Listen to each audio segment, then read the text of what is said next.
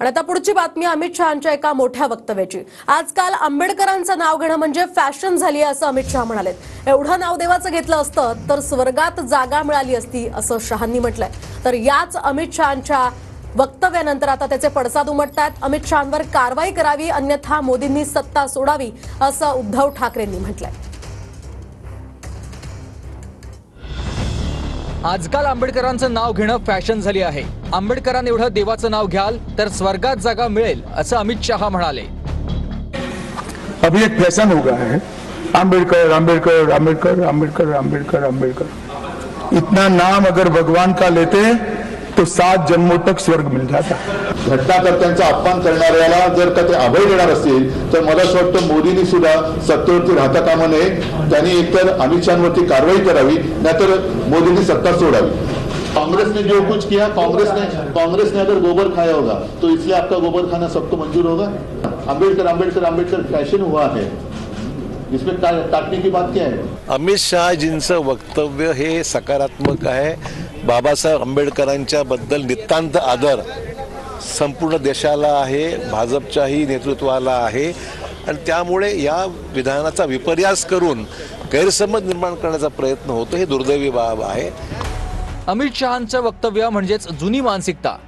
त्यांच्या वक्तव्यातून भाजपचा जळफळाट दिसला। आरएसएस आणि भाजपनंच आंबेडकरांना विरोध केलाय अशी टीका प्रकाश आंबेडकरांनी केली। ती जी जुनी मेंटॅलिटी आहे ती जुनी मेंटॅलिटी पुन्हा बाहेर पडलेली आहे आणि त्याच्यामुळे त्यांचा असणारा जळफळाट हा होत राहणार अशी परिस्थिती आहे। अमित शहांच्या वक्तव्याचा निषेध करत लोकसभेत विरोधकांकडून जय भीमच्या घोषणा देण्यात आल्या।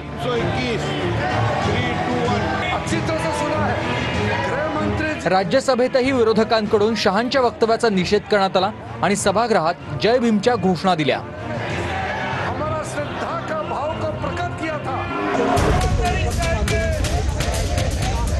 शहांच्या वक्तव्यानंतर संसदेच्या बाहेर देखील विरोधकांनी आंदोलन केलं आणि शहांविरोधात घोषणाबाजी केली।